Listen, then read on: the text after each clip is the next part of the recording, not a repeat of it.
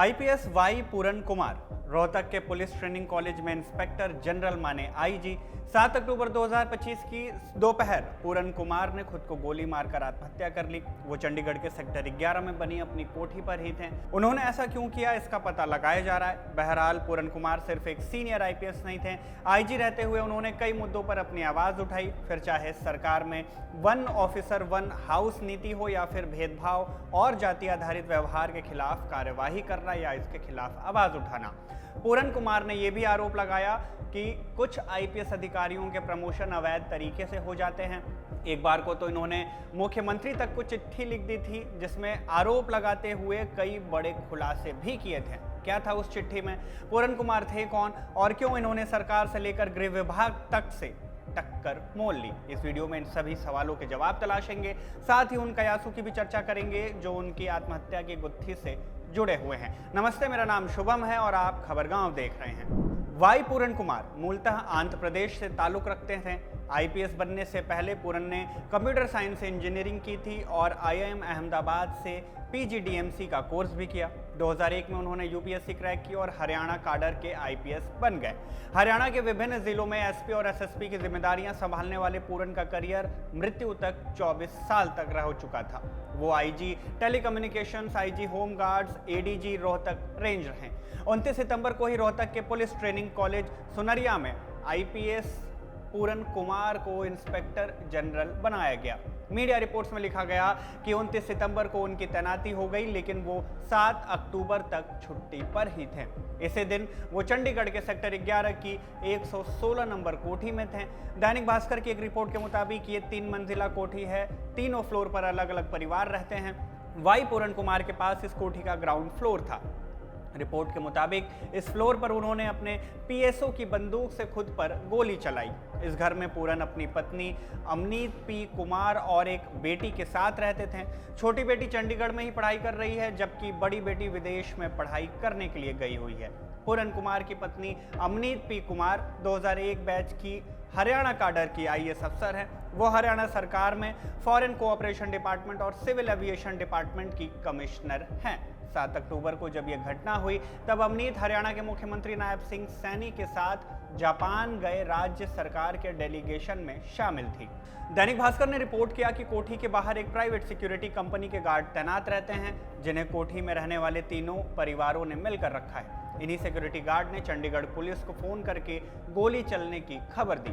मौके पर पहुंची पुलिस ने शुरुआती जांच की और घटनास्थल का मुआयना करने के बाद चंडीगढ़ की एसएसपी कंवरदीप कौर ने कहा कि हमें 1:30 बजे सूचना मिली कि कोठी नंबर 116 में गोली चली है। हमारी टीम मौके पर पहुंची, फॉरेंसिक टीम जांच कर रही है। घर के अंदर जो लोग मौजूद हैं उनसे पूछताछ की जा रही है।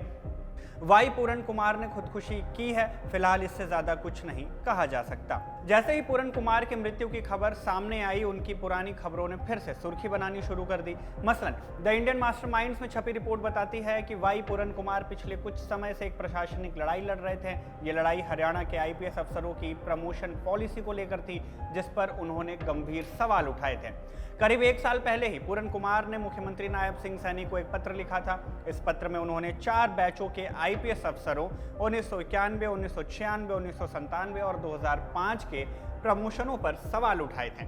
उन्होंने आरोप लगाया था कि ये प्रमोशन केंद्रीय गृह मंत्रालय की गाइडलाइंस को नजरअंदाज करके सिर्फ राज्य के वित्त विभाग की अनुमति के आधार पर किए गए थे, जो कि गैर कानूनी है।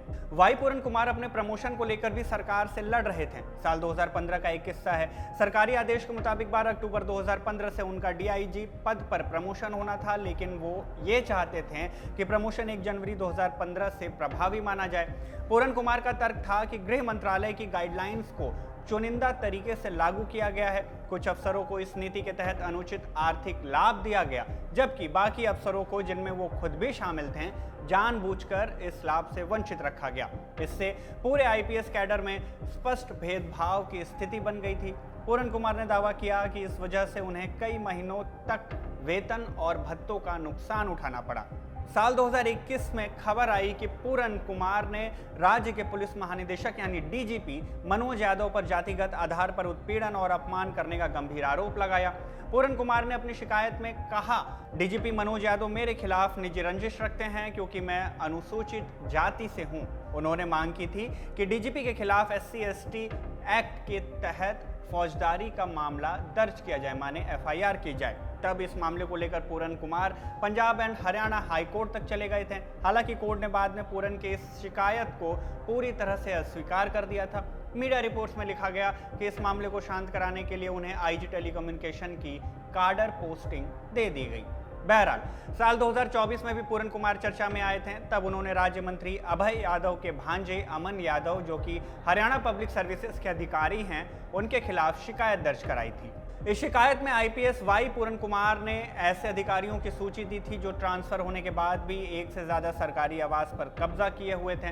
पूरन कुमार ने 1 ऑफिसर 1 हाउस पॉलिसी का जिक्र करते हुए उन IPS अफसरों की शिकायत की थी जिनके पास एक से ज्यादा सरकारी आवास थे। शिकायत के मुताबिक कुछ तो फील्ड में तैनात थे और कुछ गलत जानकारी दे रहे थे। इनमें 9 IPS अफसरों के भी नाम शामिल थे जिन्होंने एक से अधिक सरकारी आवास अपने कब्जे में ले रखे थे। इसी क्रम में जब जांच हुई तो डीजीपी के आदेश पर फरीदाबाद के ASP अमन यादव के खिलाफ 39.20 लाख रुपए का पेनाल्टी रेंट लगाया गया।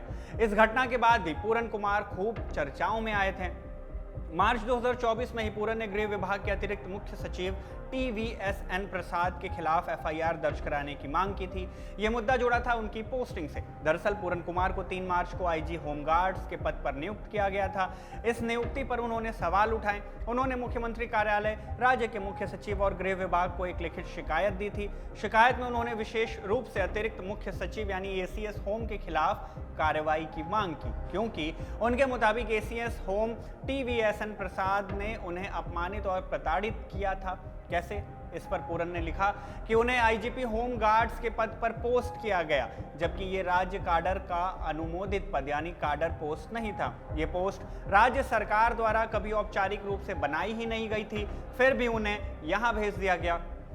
उनके अनुसार ये फैसला उन्हें सार्वजनिक तौर से अपमानित और हतोत्साहित करने के लिए लिया गया था। उन्होंने ये भी आरोप लगाया कि SC यानी कि शेड्यूल कास्ट वर्ग के IPS अधिकारियों को जानबूझकर महत्वपूर्ण फील्ड पोस्टिंग से वंचित कर दिया जाता है।